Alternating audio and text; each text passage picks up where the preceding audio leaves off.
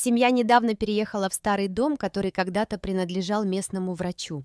Все казалось обычным, пока в одну из ночей не начались странные звуки.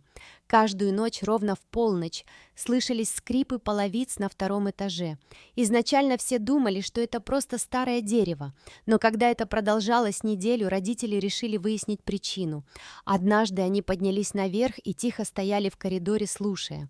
Скрип повторился, но не было видно, кто или что его вызывает.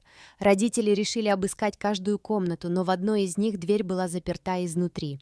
Открыв ее, они нашли забытую кладовую, наполненную старыми медицинскими инструментами и журналами.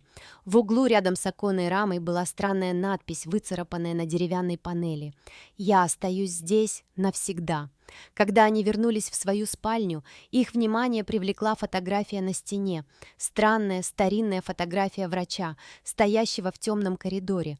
Но одна деталь потрясла их. На фото между его ног явно виднелись два маленьких белых силуэта. На следующий день они уехали, но говорят, что если пройти по дому поздней ночью, до сих пор слышны скрипы половиц, и иногда можно увидеть фигуру, стоящую на верхней ступеньке лестницы.